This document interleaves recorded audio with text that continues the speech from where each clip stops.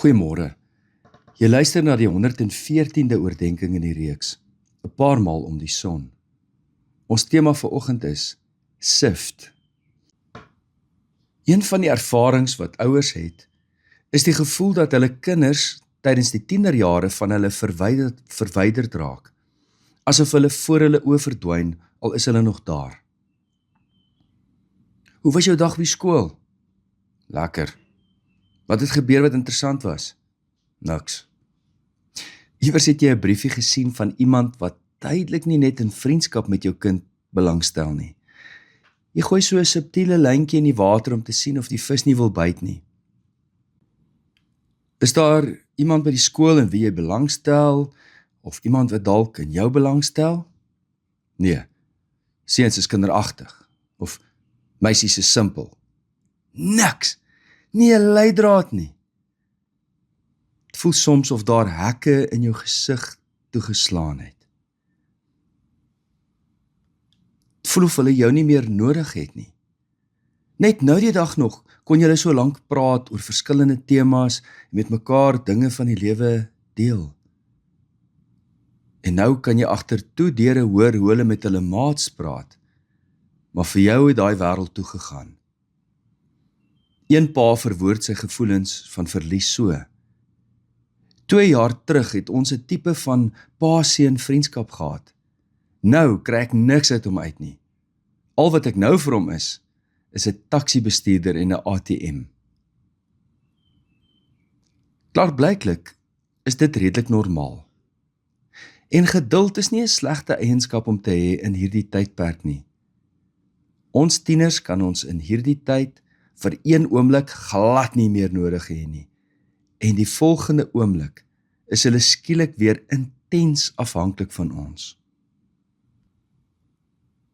Maar ek dink ons moet ook met onsself eerlik wees en met ons tieners eerlik wees.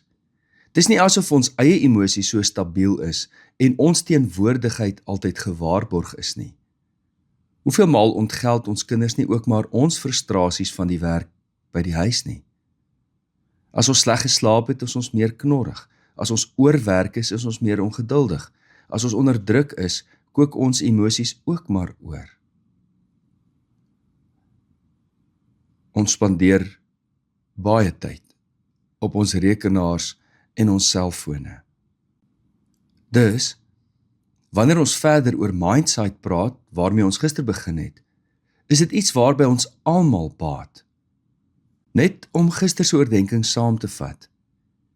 Daniel Siegel, een van die voorste neurowetenskaplikes in die ganse wêreld wat interdissiplinêr werk en oor die hele planeet navorsing doen oor die gehegtheid, die verbintenis tussen ouers en kinders en hoe ouers en kinders mekaar se lewens beïnvloed, sê dat mindsight ons help om insig te hê in ons eie innerlike wêreld, om empatie te hê met ander mense en om die gebeure van ons reise om die son te integreer tot 'n samehangende lewensverhaal. Dit sluit in ons eie emosies en denkprosesse, sowel as om sin te maak uit al die verhoudings met die mense in ons lewens. Hoe doen 'n mens dit? Hoe kry ons dit reg? Voordat ons die vraag begin beantwoord, wil ek net seker maak dat jy wel die belangrikheid hiervan insien. Ons kan nie in ons reise om die son op autopilot bly nie. Behalwe vir 'n besige en dikwels onvoorspelbare wêreld waar binne ons leef, is ons innerlike wêreld nog besiger. Ons moet sin maak van gevoelens, gedagtes, persepsies, beelde, sensasies, asook ons intensies, ingesteldheid, oortuigings, hoop, drome en begeertes. Soms is ons innerlike lewe so kalm en rustig, soos 'n windstil oggend by die see. En soms is dit 'n woeste storm oor die oseaan. Wie nie gaan stil word en insig hierin vind en beheer neem van hulle eie innerlike lewe nie, wat nie empatie met ander ontwikkel en hierdie dinge integreer nie, begin leef met die locus van kontrole buite hulle self. Daarmee bedoel ek, jy is altyd in reaktiewe modus. Jy is soos 'n tolbos in die wind, wat hierheen en daarheen gewaai word deur elke gebeurtenis of seisoen van die lewe.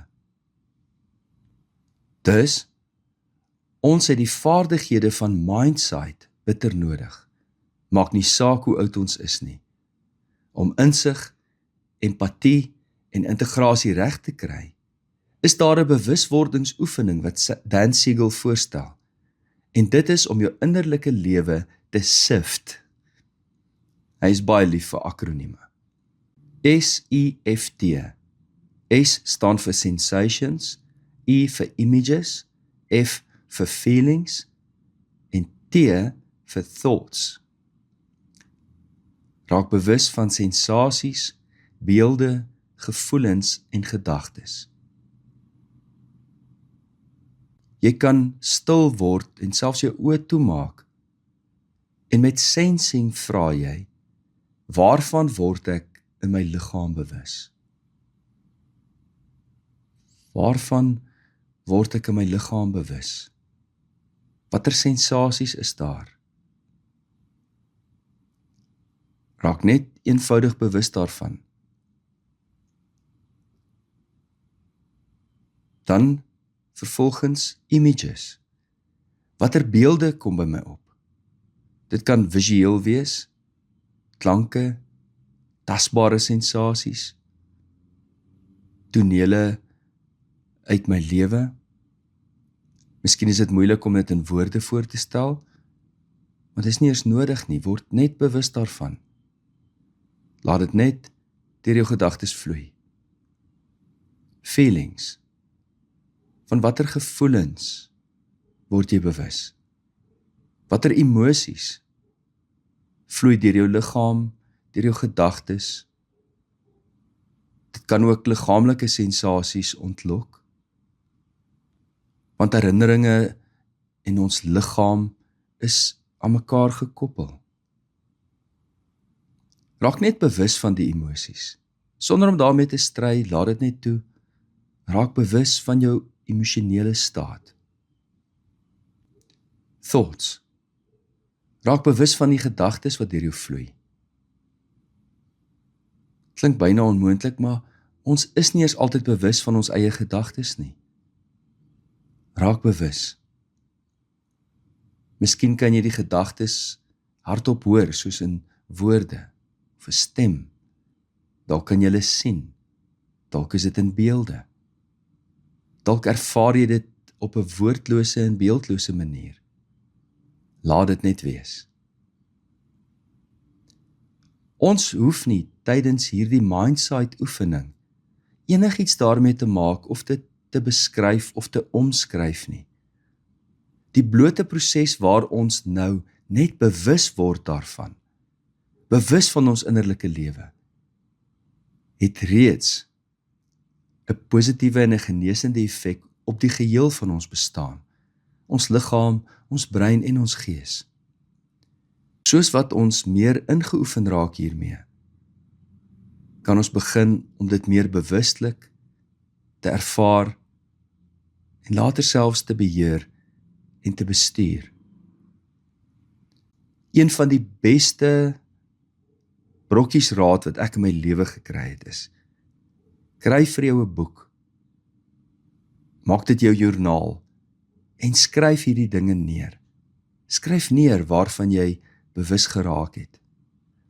En soos wat jy op jou lewenspad stap, skryf jou gedagtes neer, die belangrikste gebeure, hoe jy daaroor dink, waarvan jy droom, om 'n meer geïntegreerde mens te wees. Vanmôre kan jy dalk as Christen vra, maar waar pas dit in by ons Christelike lewe? Ek het soveel keer in my lewe gelees van die kerkvaders en hoeveel tyd hulle spandeer het aan meditasie, stil raak, eenkant gaan sit. Martin Luther het elke dag 2 ure gebid.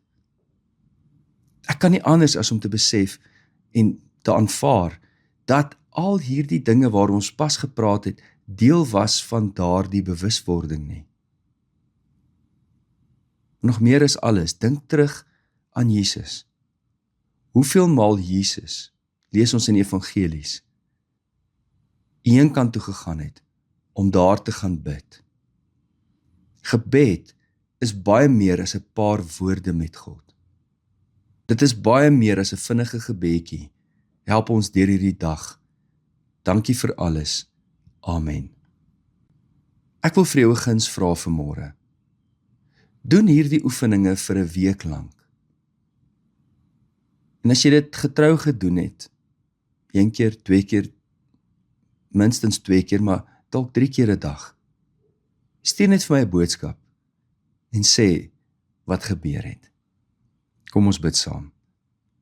Hemelvader, U het ons inderdaad wonderlik geskape.